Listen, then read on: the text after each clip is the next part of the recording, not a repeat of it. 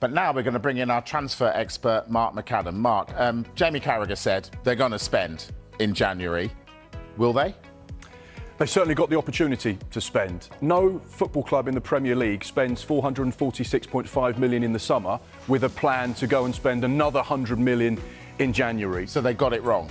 They didn't get it wrong. I think you look at the contracts they dished out to the players. 4, 5, 6 years. Not 3, 4, 5 months.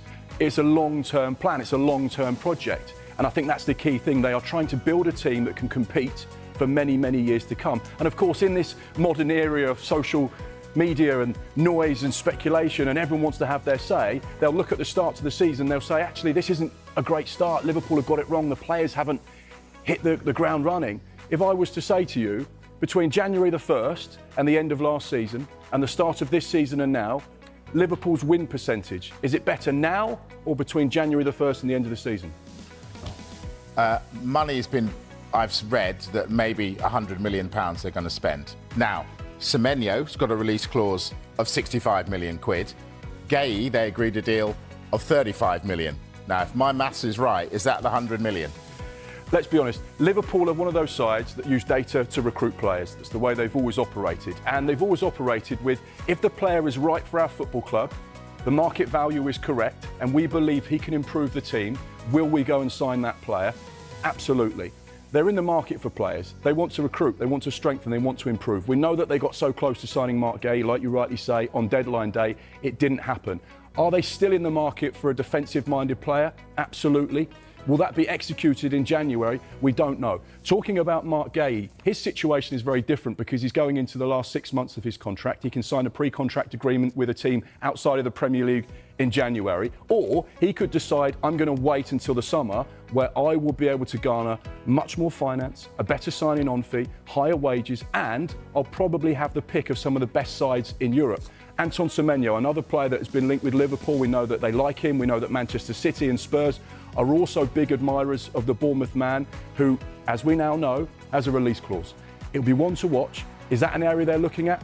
Out wide? Absolutely. I'm thinking it, and I know people at home are probably thinking it.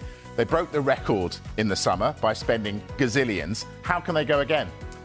Well, quite simply, Liverpool are run very, very well. You look at the summer of 2024 where their spend was virtually nothing. And of course, you have to remember that whilst this figure of 446.5 million is their outlay over the course of this summer, a Premier League record, you also have to remember that the net spend was actually lower than Arsenal's. That's because they sold so well. You look at some of those players that they sold, some of them that have come through the academy, some of them that have been at the club for some period of time, so they didn't actually owe a lot of money on those particular players. So the profits they were able to generate from those sales was actually really high. You look at that 218.4 million, divide that by the summer of 24 and the summer of 25, they've actually got a net spend of about £109 million, which for a Premier League side is actually quite low, particularly one like Liverpool. That's going to keep the bank manager happy, but I'm going to go back to you and I'm going to press you. They still spent £446 million in the summer, and you're telling me they're going to go again. Did they get it wrong? Absolutely not. If you walk into that Liverpool boardroom and you spoke to the movers and shakers, the people that run the club, the people that make the big money decisions, they will say we are totally calm and relaxed with what we did. We believe in our recruitment. We believe in these players, we believe in Arne Slot, and we believe in what we're doing. We've won 2 Premier League titles in the last 30-odd years. We are a team that has not historically won Premier League titles. We are looking to be one of those sides that continue to press and probe and win and operate at the sharp end of the table. And we are building a team that we believe can compete for many years to come. If you look at the ages of the players they signed in the summer, 21, 22, 24, 23, 18, 25. These are young players that haven't even hit their prime. They are building a project. You look at the Arsenal project, for example, Mikel Arteta going in 2019. They are 5 or 6 years down the line of their project. This is essentially year one plus a little bit of Liverpool. New sporting director, new manager, Michael Edwards back at the football club. This is just the start, and the players they've signed are all on the start of what they're hoping to be a really successful journey. But to answer your question, the people that make the decisions, are they relaxed? Absolutely. Do they believe in everything they did? Totally. Do they believe it will become good? 100%. I've got to bring David James in. David, are you buying that? I mean, Liverpool will love that, but hang on. They spent fortunes in the summer, and they're going to go again this time. Surely they got it wrong. No, I don't. I agree with Mark there. I think the strategy, as I said at the beginning, is a long-term strategy. The money that's actually been spent, which is quite common in football nowadays, it's not all for up front. This will be spread over the course of a few years, whatever. So it's not an actual 50 million outlay.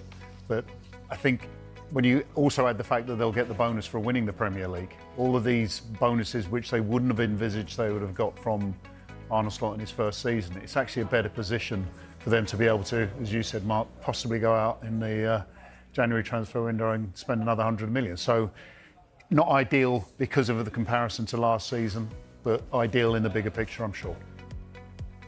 Are Liverpool in the title race?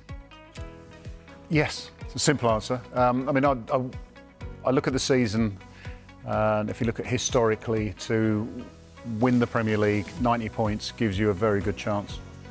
Liverpool can afford 3 defeats from where they are now. Providing they win all the other games, then they will get to that 90 points. Arne's run last season between defeats, I think it was Nottingham Forest and I can't remember who the second defeat was. He would have to improve on that over the rest of the season, but he's already proved that he's got a team that could get to that level. So the thing with Arsenal, I think Jay makes a good point there.